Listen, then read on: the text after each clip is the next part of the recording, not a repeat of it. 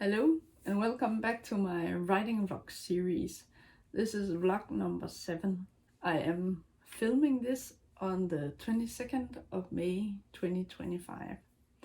As usual, I like to state the day that I actually record this, as I upload the video 2-3 I don't know weeks after I record it, so it might be nice to know.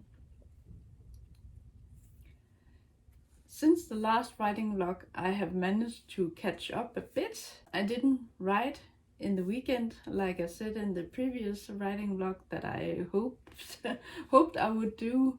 I got busy with other things and so I didn't write a single word.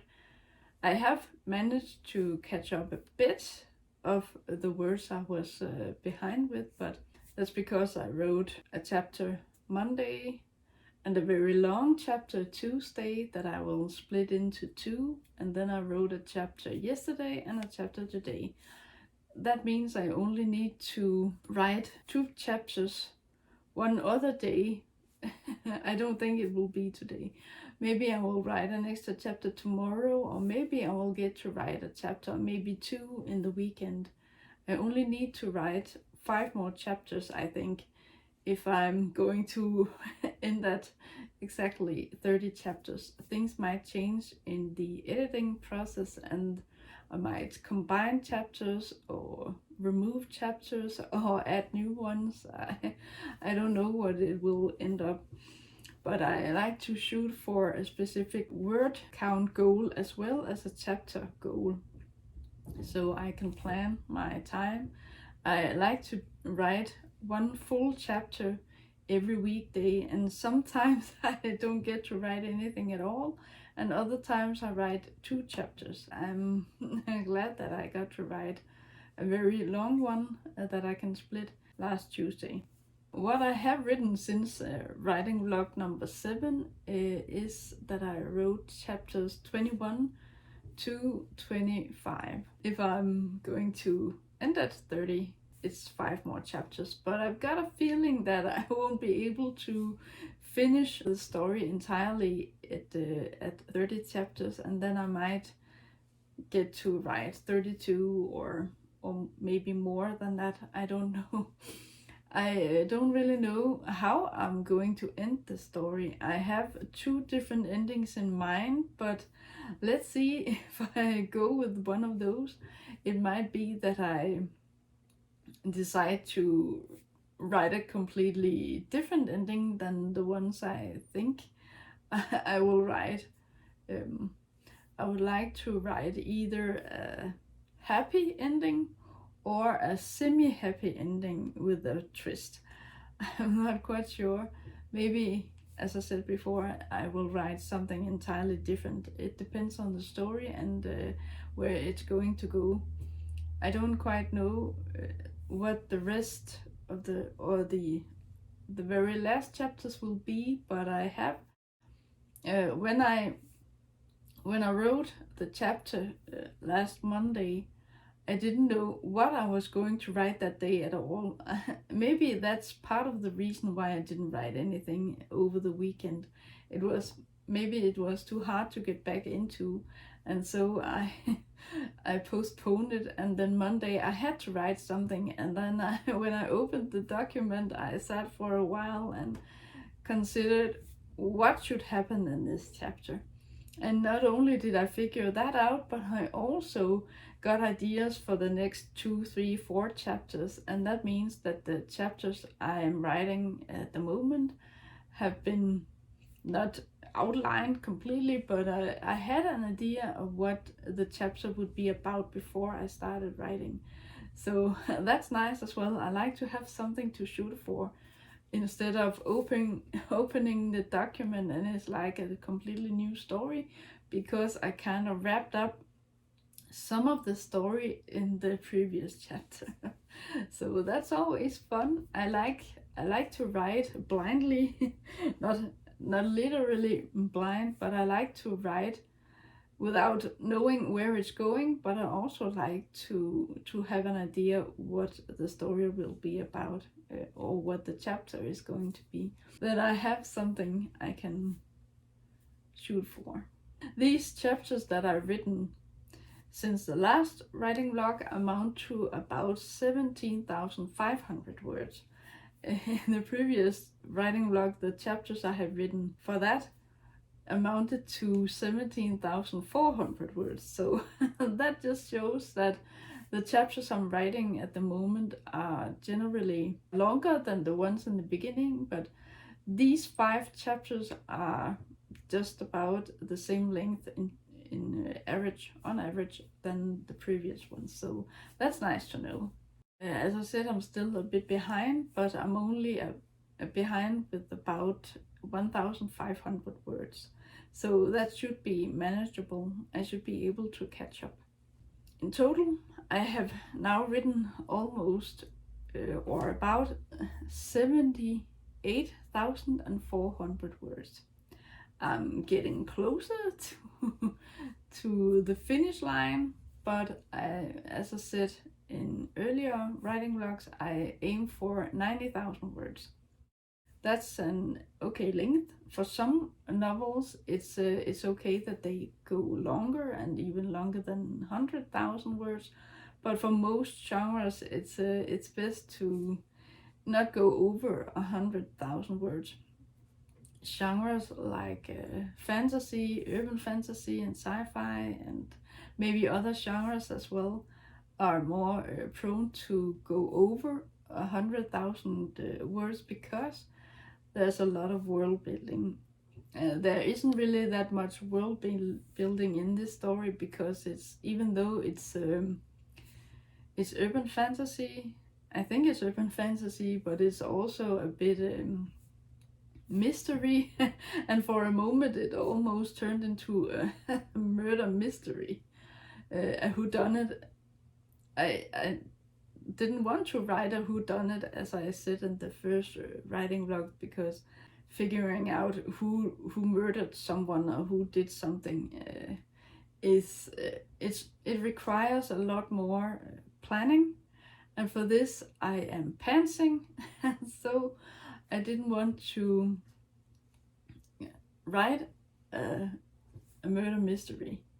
There's a bit of that in this story, but it's mostly urban fantasy with a bit of romance and friendship and drama, regular drama, but it has also turned a bit religious or supernatural because of the ghosts that she sees. So it's a mix of several things. I hope it doesn't blend too many things. But I won't be the judge of that at this point. I will let future me worry about whether I have combined too many genres. What I have actually written since the last writing log. I won't say chapter 21 was this, chapter 22 was this. Instead, I will just summarize what I have written combined in these 5 chapters. I also struggle to remember what I wrote in which chapter, and so it's easier for me to just say, oh, since the last writing log I have written this. So Iva is dealing with a new situation and trying to live her life as best as she can with the new information she's got and her diagnosis and what else is going on in her life. Luke asks Iva if she wants to move in together. She says yes, she wants to do that, and they are excited for it, even though they haven't known each other that long. But that chapter quickly escalates into something else because he finds out that not only does she see people's auras, she also sees dead people. The fact that she sees auras, he was fine with that. He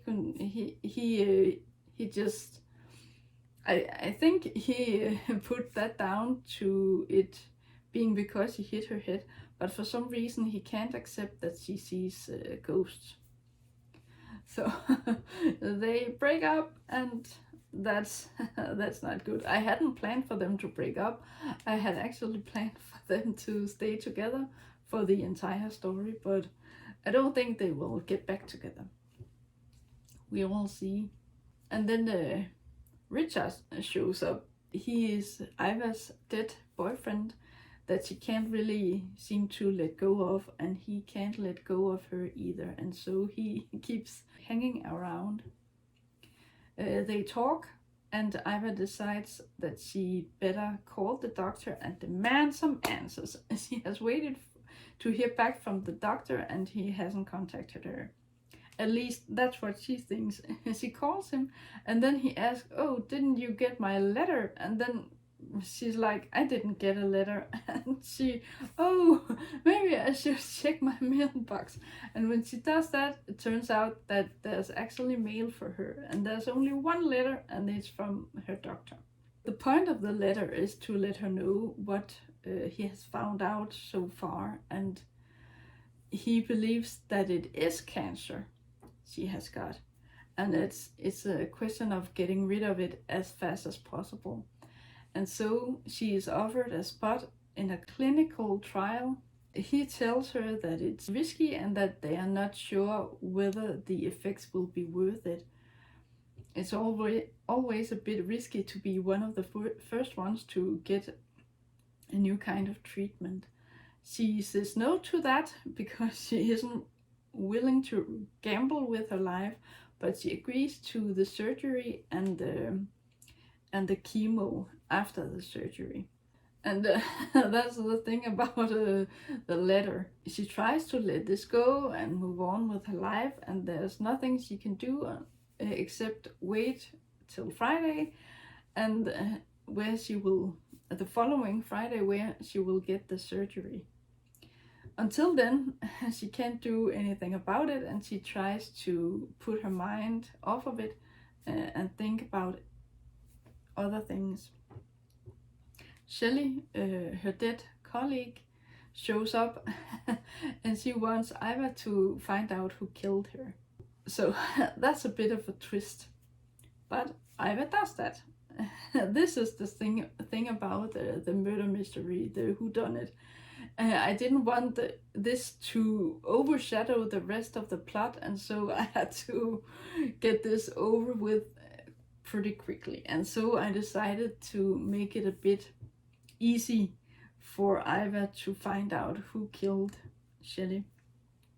Iva attends Shelley's funeral. She keeps an eye out for anything suspicious, and Shelley is there too, walking around listening to people talk about her and how they miss her, and she isn't really paying attention to what else is going on. But Iva notices a person lurking around in the distance, and she goes over to him to confront him, but he starts acting weird and tries to get away from her. But she catches up to him and confronts him, and he confesses that it was him who killed Shelley. And so Shelley can have peace, and they can all move on. That's a part of the plot that I didn't plan on, but it's there. I am going to go with it, and then I have done my best to get back on track. Something needed to happen in between her, Iva, finding out that she needs surgery and cancer treatment, and then waiting for Friday to come so she can get the surgery. She needs to do something with her time until then. Anyway, that happened on Saturday. She gets through Sunday. I don't really go into detail with what happened there. I start a chapter with just summing up what happened Saturday, and that she passed her time Sunday, and that Monday rolled around way too quickly, as Mondays tend to do. But it's Monday again, and she goes to work, but then there's even more bad news. The company is in financial trouble. I don't think Brad actually intended to tell her this, but the company isn't doing that well, and the project that they worked so hard on to keep fell through. the company or the client that had contacted the company I works for decided to go with another company who does the same as Brad's company, and so it's a bit troublesome. They're in financial trouble, but Brad is also pressured to find solutions because he answers to the board of directors, and they want to see results. They want him to fix it, and that means that he he tells Iva that she and everyone else is going to go on a probationary period at work. And so he wants to motivate the people who really want to do well and want the company to succeed, to give it their all. And he wants those who aren't really fine with this new method, and maybe they thought about quitting anyway. He wants to separate the wheat from the chaff. And so he says it's nothing personal. He tells Iva that it will be fine. He has to do something to change things, and they have to get new clients in order to change it for the better. Well, if that isn't bad enough, they talk about this, and Brad is sad to tell her that she's on probation at the company just like everyone else. But when she tells him, oh, actually I need surgery next Friday, and after I've gotten that, it will take at least 2 weeks before I'm back at work. And when he hears that, he is sad to hear it, but instead of being compassionate and telling her, oh, it's no worry, it's no problem, the job will be here for you waiting when you come back, as he has done before. This time he just fires her. He said earlier that this probationary period wasn't him firing her, it was just something he needed to do. But he fires her, and then he tells her that it's because he wants to protect her in some way. He doesn't say it directly, but he tells her that she probably needs insurance, the company's insurance policy, or the plans she has through the company to cover her cost for the treatment and the chemotherapy and the surgery. And she says yes, she needs that, and if she quit her job herself, she wouldn't get an extra time, a month at the job, so she could get her costs covered by the company. But with him firing her and then giving her 1 week's or 1 month's notice, she can get to keep her job for a bit longer, and she can get the company to cover the cost for that period at least. So she has a feeling that he cares for her, but he won't admit it. Not at this point, at least. And even though she says that he's not her type, I get the feeling that she actually likes him too, at least a little bit. Maybe it's him she's supposed to be with and not Luke. So that's a bit of a mouthful. I haven't spoken about this before, but I think that most of my stories, or maybe all of my stories, follow a pretty natural flow. They follow this 27 chapter method.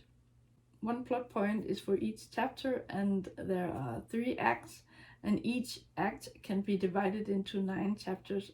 I'm nearing the end of this story, and I'm at chapter 25. If this story followed the 27 chapter method directly, I would be at the 7th chapter in the 3rd act.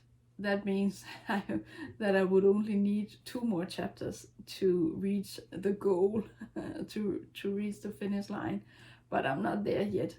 In fact, I think I'm rather at the plot point that's called the darkest point. It can also be referred to as all is lost. It's when the bad news just won't stop. It's when the main character is really down and wonders if he or she will ever get through this. So I have written about bad news before this one, but things just keep getting worse. And maybe I have written, or maybe I have cycled back and forth between some of these steps toward the end of the 27 chapter method. I'm not quite sure, but I'm nearing the ending no matter if I stick to this 27 chapter method or not. As I said before, I might have cycled through some of these last steps several times, but maybe I'm farther than I think. If I am at the darkest point of the soul in this story, things have gotten bad, and my main character thinks and hopes that it won't get any worse. I would still need to write a few chapters after that to get through all the steps of the 27 chapter method. And that means I have written it here. It would be power within, action, converge, battle, climax, and resolution. I can't remember all these different steps.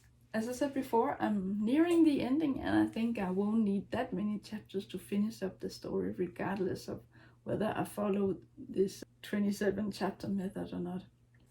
That was it for this writing vlog. I hope you liked it, and I hope you will watch the next one. Until then, take care. Thank you for watching.